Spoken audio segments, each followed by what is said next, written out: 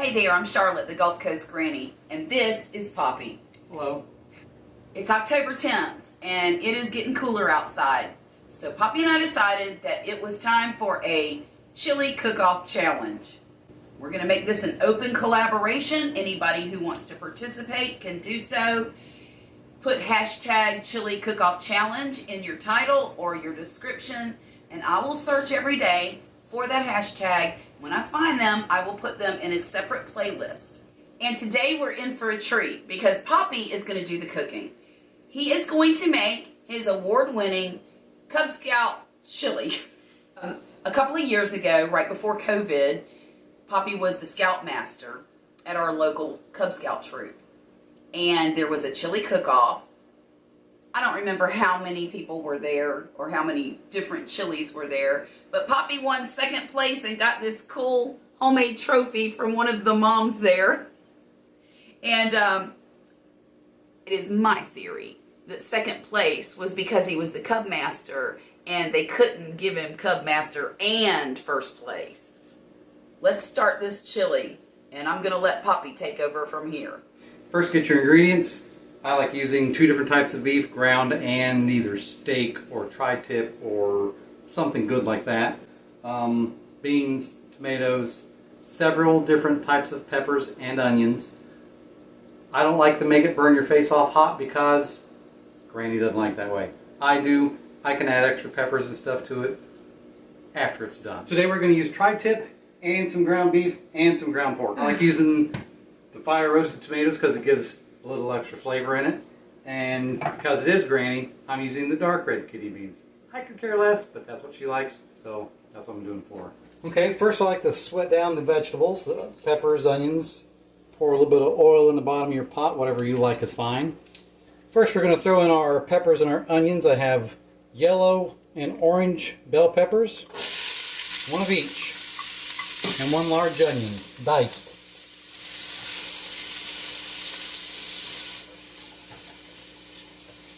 So we can speed things up a little bit, I'll go ahead and get the other burner going with my cast iron. I already put a little bit of oil in that, and once it's good and hot, we'll start cooking the tri-tip. While we're waiting for the meat to cook, we're going to go ahead and add the rest of the vegetables, the fire roasted tomatoes and the beans.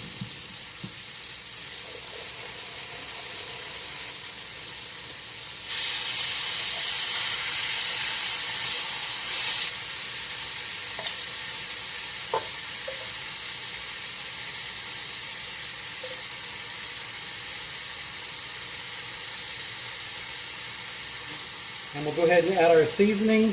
If you're doing this much chili, you want at least a pack and a half. If you're going to do more, I would go 2 whole packs. And this is what I normally use. But you can always make it hotter. It's kind of hard to cool it down. Granny, would you please throw some salt, pepper, and cumin in there for me? And then some of your special Habanada Pepper blend you made. We always jazz up this recipe a little bit with our own seasoning, in addition to the envelope of pre-made seasoning. So I just put in a ½ teaspoon each of cumin, salt, pepper, and now I'm going to use some of this Habanada Pepper Powder.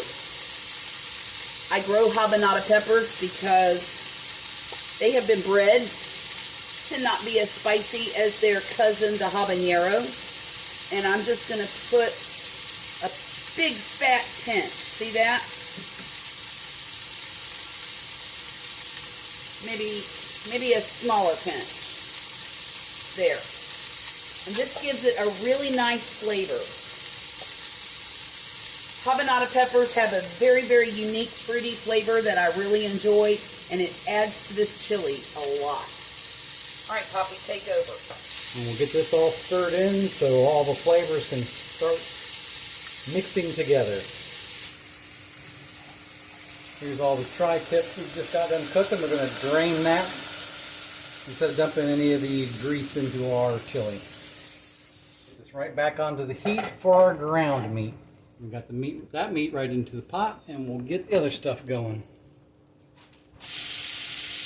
That's ground beef. and some ground pork. Now we got all the meat in the pan. We'll go ahead and throw some salt, pepper, and garlic in it.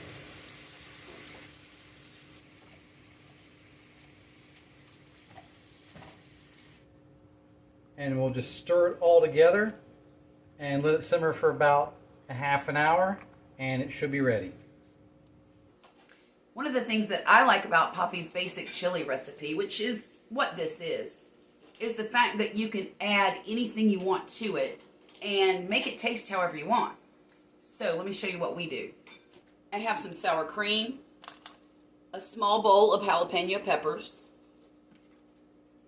also some shredded cheese. I think this is cheddar and Monterey Jack. Yes. Also some restaurant style tortilla chips and Fritos. Poppy likes to eat his with these Townhouse crackers.